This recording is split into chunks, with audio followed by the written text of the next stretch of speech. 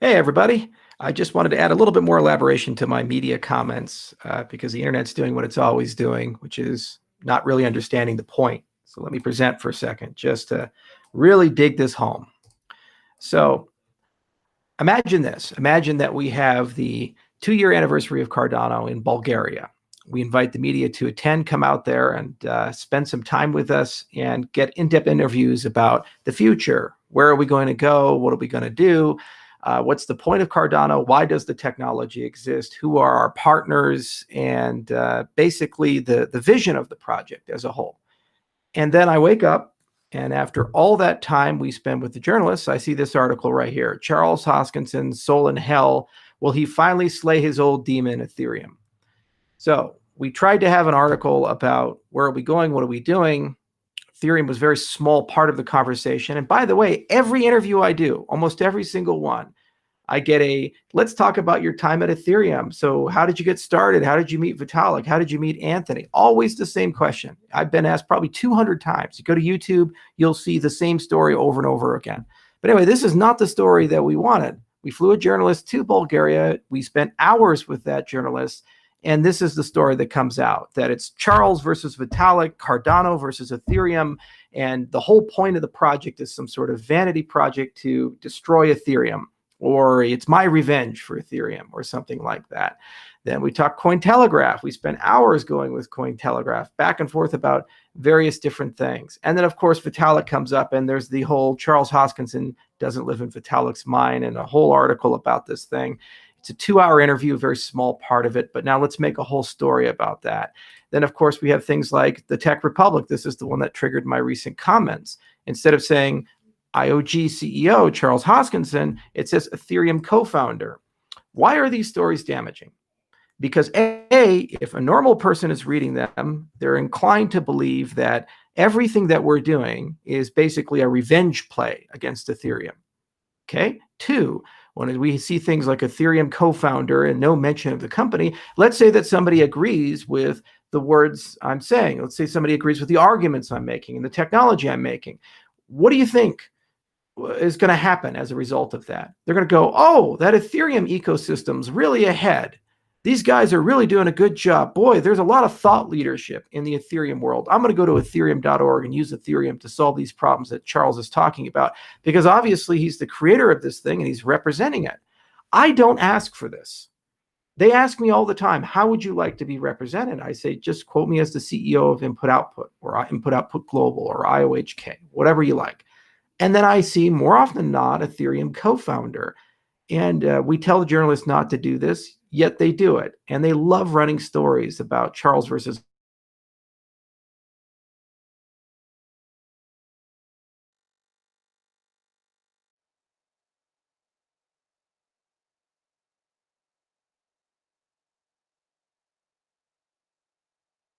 really don't. We don't care about what they're doing, what they're building, other than if it's useful and interesting and there's a market for it and we can find a way to compete or partner. We're one of the few companies in the space that has built an Ethereum node, a full Ethereum node, not Ethereum Classic, but Ethereum. Mantis worked with both Ethereum and Ethereum Classic. We were even invited to the core developer meetings if we wanted to go to them. I remember that Virgil invited us back in the day in 2017 or 2018. I can't remember when it was. And I'm just getting very tired of the narrative. I'm getting very tired of every interview I do saying, tell us about your time at Ethereum, something that happened in 2014, where I was there for 6 months. Meanwhile, I've spent 60 months here at IOG. And if you want to call me narcissistic for that, or if you want to say that this is arrogance or somehow unprofessional, put yourself in my shoes. I've spent years of my life, and the majority of the decisions I've made, the money I've spent, the career I've had, the people I've hired, the things we've built have happened with Cardano and IOHK. When I do interviews to talk about my beliefs, vision, philosophy, the work of the company. And it diminishes all the work of our company, all the things that we do, all the places that we go, and our community as a whole if we get omitted from an article. You know, I don't want to talk about a password-free internet presented by the Ethereum ecosystem. I'm sure they have plenty of great ideas, and there's plenty of great people there to talk about that for their ecosystem. I want to talk about a password-free internet representing my ecosystem that I helped build, because I owe it to you guys, the people in the Cardano community. I'm one of the leaders in this ecosystem, and it's my job to point out that our platform is going to have these capabilities, not Ethereum. And it's counterproductive when the media omits mentioning our things and only mentions something else. This is why I'm saying that if journalists want to do this and just not talk about Cardano, not talk about IOHK, not talk about the things that we've done, and only talk about Ethereum, I have no time for the past. I have no time for these articles. I really don't. I'm a busy guy. There's a lot going on. There's a lot of news coming out, a lot of interviews to do. And I'm just giving journalists, putting them on notice. Don't ask me about Vitalik anymore. Don't ask me about my relationship with Ethereum anymore. Don't ask me about how did I get started with Ethereum. There are 3 books coming out this year that will cover that topic. If you were curious about it, it's part of history. Refer to the 200 other interviews that I did. Refer to those 3 books. But if you're going to waste valuable time where we could be talking about Ouroboros or Plutus, or we can be talking about Marlowe, or we can be talking about what we're doing in Africa, we can be talking about our vision and view of how this technology is going to change the world, then I'm happy to do that. I really am. But if you're going to talk about Ethereum in that interview, I have no time for the interview. It's pointless. It hurts our ecosystem. And it's the past. It's counterproductive. And if all you're interested in is this narrative of, will this success finally allow us to slay Ethereum, the old demon? Screw you. This was one of the most hurtful articles I saw coming out, because this was not what we talked about. This had nothing to do with what we talked about. I was deeply troubled, of course, by certain decisions the Ethereum ecosystem made. I saw the DAO hack as an existential problem. And of course, we put our money and our philosophy where our mouth was. We built Mantis as a result of that, supported the Ethereum Classic ecosystem. So when asked about it, yeah, of course, we'll explain why we did that. But why do we care if Ethereum succeeds at this point? It's a big space. We're talking about a multi-trillion-dollar pie. We're talking about 195 countries to play in. We're talking about the future of humanity. Just like Apple and Microsoft and Google can coexist with each other, Ethereum can coexist with Bitcoin and coexist with Cardano just fine. And we can all be wildly successful and do great things. There are real and legitimate differences between these ecosystems. On-chain governments versus off-chain governance. The way we do proof of stake versus the way they do proof of stake. Our philosophy about where does the science come from. Our philosophy about where do we source developers from. The use of formal methods versus the lack of use of formal methods, the tripartite structure in the beginning versus the monolithic structure in the beginning. There's hundreds of differences between this project. Ultimately, the market will decide what they prefer. Ultimately, the market's going to decide where things need to go. And we just tell people what we are and what our bets are. But I can't tell people who we are if a journalist says, oh, I'm happy to talk about that, and then they write an article about the past. That's my point.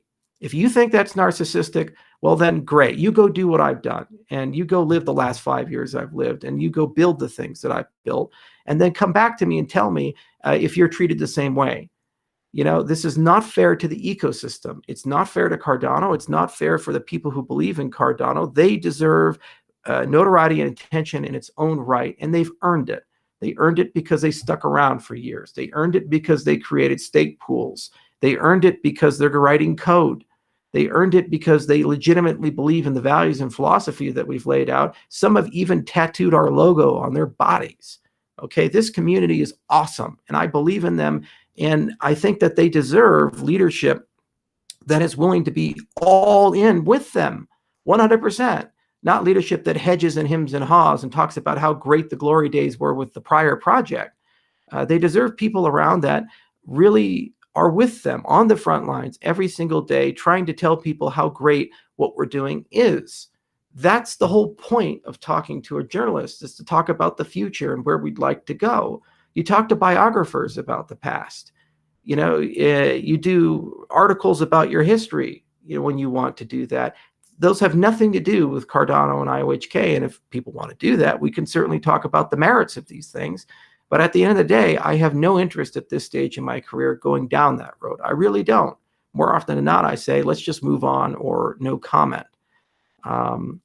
So I am a little frustrated, I'm not going to lie. And I'm frustrated because this is a problem that has existed now for years and years and years and years and years. And at some point, it has to come to an end. And I've been very nice with the media about it. I've repeatedly said, let's move on. And they just don't seem to want to respect that. So at some point, I have to do something else. The definition of insanity is doing the same thing over and over again and expecting different results.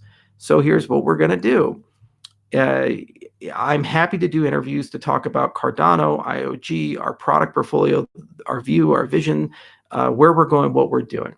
And if they want to talk about that, I'll give them the benefit of the doubt.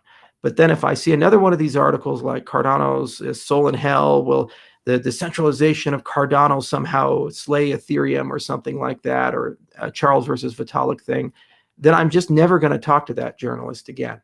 And if the publication keeps doing it, then we'll never give interviews to that publication because we'll consider them not to be a legitimate source of news. And we have many other mediums to get our ideas out there and many other people to get our ideas out there. And maybe we need different spokesmen to represent the product because journalists just want to do this. But that's what I'm going to do moving forward. I'm just tired of it, and it has to stop. And, when I saw this Tech Republic thing, it was probably very well intended. I don't think it was malicious in itself, but this should have never happened. Ethereum co-founder, my media director explicitly tells him, please represent us as IOHK or IOG. Please represent us as Cardano. Please don't represent us this way. And yet it just happens, probably because an editor put it there or something like that, saying we'll get more clicks with this title. I'm not here to get you clicks. I'm here to talk about what we want to do and where we want to go and what you want to build.